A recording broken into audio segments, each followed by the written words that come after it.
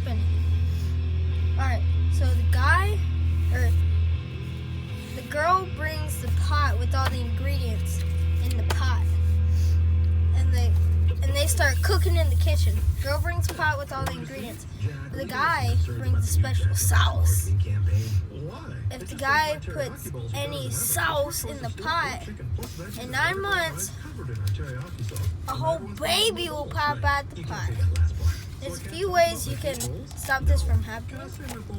You can put a cap on the bottle. Not as fun, but put a cap on the bottle. You can try to aim your sauce away from the pot. Might get a little messy, but if a little bit gets in there, whole baby will pop out. Or the girl can put medicine in the pot. Are you done?